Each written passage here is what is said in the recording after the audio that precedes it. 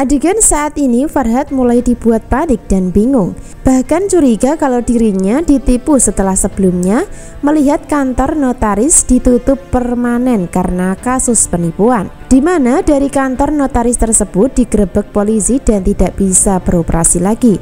Maka dari situlah Farhat bingung dan berusaha untuk mencari tahu akar permasalahan yang terjadi. Dari sini Farhat belum menyadari kalau kantor notaris tersebut adalah kantor bodong buatan Zidan dengan meminta bantuan temannya untuk membuat manipulasi. Sementara itu Farhat sudah terlanjur memindahkan aset Gino kepada Tiara dengan tanda tangan hitam di atas putih. Jadi dari situlah Farhat baru menyadari kalau kantor notaris tempat pengurus berkas aset adalah tipuan. Sehingga Farhat mulai berpikir kalau Tiara juga terlibat dalam praktik penipuan tersebut. Maka dari situlah Farhat mencoba meminta bantuan anak buahnya untuk mencari keberadaan Tiara yang saat ini tidak bisa dihubungi lagi ketika ditelepon. Jadi pada endingnya Farhat baru menyadari kalau dirinya telah ditipu oleh komplotan yang kemungkinan Tiara terlibat di dalamnya. Lalu apa yang terjadi dan apakah Farhat akan bisa mengetahui kalau Hani yang dia kenal Tiara adalah penipu? Tentu saja makin menarik dan runyam hidup Farhat nantinya, karena itu semua berhubungan dengan peran Tiara yang sudah menipunya. Sehingga ketika Farhat tahu Tiara penipu, maka dirinya akan menuntut ke jalur hukum demi bisa mengambil alih aset yang sudah diserahkan. Lalu apakah Farhat akan berhasil mengambil alih aset yang sudah di tangan Tiara? Tentu akan sangat sulit ya, karena dibalik itu semua Tiara sudah mengantongi bukti hasil rekaman saat Farhat mencelakai Zidan hingga masuk jurang kemarin. Jadi ketika Farhat marah dan emosi hingga mengancam Tiara melaporkan ke polisi, maka Tiara tidak mau kalah dan memberikan ancaman balik kepada Farhat tentang bukti rekaman video. Jadi peran Farhat kali ini kalah melawan Hani yang dikenal sebagai Tiara. Bahkan Farhat tidak akan berani menuntut Tiara karena dirinya sendiri juga terancam dihukum atas kasus kejahatan menyingkirkan Zidan. Itu artinya Farhat akan kalah melawan Hani ketika sudah tahu dirinya ditipu habis-habisan.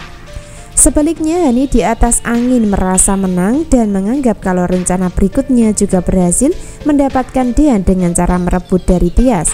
Memang terkesan licik karakter Hani saat ini, namun sayangnya ketika Hani berusaha mengalahkan Tias, maka dirinya yang akan kalah sendiri sebagai karma. Sebab karakter licik dan jahat Hani memang sulit dikalahkan oleh Zidan atau Farhat. Hal itu karena yang bisa mengalahkan Hani dan membuatnya menderita adalah Tias secara tak langsung. Maka dari situlah penderitaan Hani akan terus dirasakan walaupun berhasil mengalahkan Zidan dan Farhat di alur cerita. Bahkan yang lebih menarik lagi adalah tujuan utama Hani gagal untuk bisa kembali sama Dean dalam asmara, karena Hani akan kehilangan Dean untuk selama-lamanya. Sebaliknya Dean akan tetap bertahan sama Tias sebagai suami istri yang saling mencintai.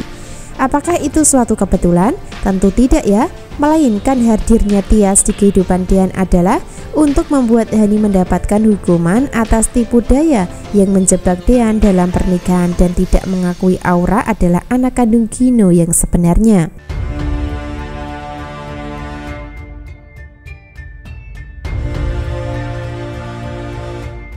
Episode selanjutnya ketika Farhat curiga kalau dirinya ditipu Hani, maka dirinya akan bingung dan pusing dengan keadaan. Farhat masih terus menunggu perkembangan dari anak buah untuk mencari keberadaan Tiara saat ini. Sementara itu ketika Farhat bertemu Gino dan Delina di rumah, maka dirinya nampak sedih dan menyimpan masalah sendiri tanpa mau cerita sama keluarga. Bahkan hanya bisa mengeluh dalam hati dengan mengatakan, malam ini Tiara tidak bisa dihubungi. Bagaimana kalau Gino tahu dirinya kehilangan asetnya? Kata Farhat nampak sedih sambil memandang Gino. Biarpun begitu, Farhat belum bisa bercerita atau belum berani jujur karena dirinya masih menyelidiki keberadaan Tiara. Lalu bagaimana jadinya jika Farhat sudah berhasil melacak keberadaan Tiara? Tentu saja dirinya akan menemui untuk meminta penjelasan. Sebaliknya Hani sebagai Tiara akan mulai terang-terangan kalau dirinya sudah melakukan penipuan yang sudah direncanakan sebelumnya.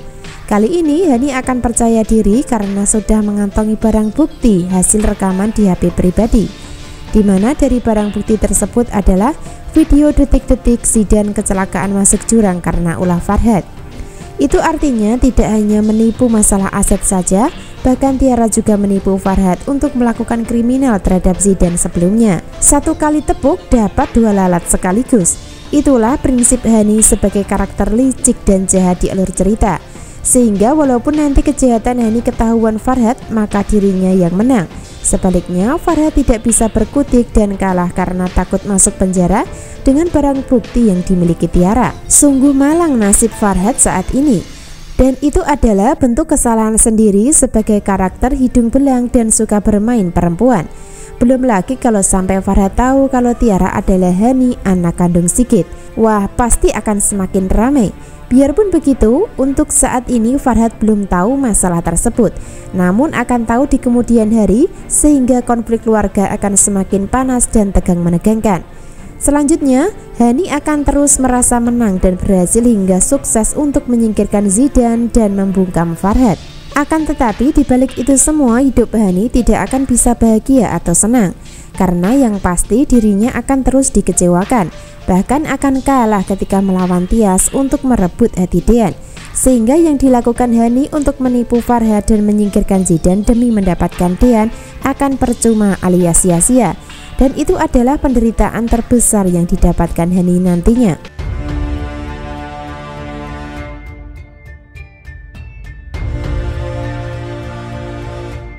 Bisa disimpulkan adegan berikutnya sepertinya Dean berada di rumah Tias. Entah itu hanya bayangan atau nyata.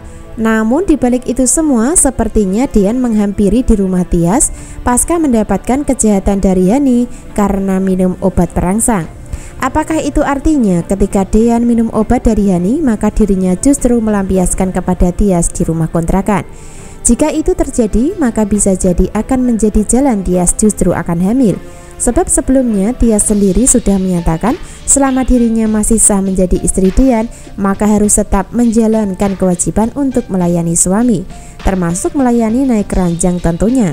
Hal itu karena Tias tidak mau berdosa jika menolak Dean yang meminta jatah naik ranjang.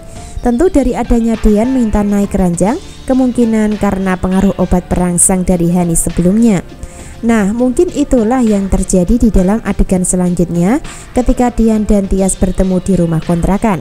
Lalu apa yang terjadi dan apakah itu artinya semakin Hani berbuat jahat menipu Dean, maka dirinya yang akan merasakan penderitaan atas kejahatannya sendiri?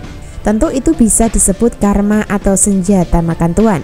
Alih-alih ingin hamil dengan menjebak menggunakan obat perangsang, sebaliknya justru Dean melampiaskannya kepada Tias yang dicintai. Itu artinya Hani yang berbuat jahat, justru Tias yang kena hamil duluan. Jika Tias hamil duluan, maka sama saja Dean dan Tias tidak akan bisa bercerai. Namun mereka akan bertahan karena sudah punya buah hati di dalam kandungan.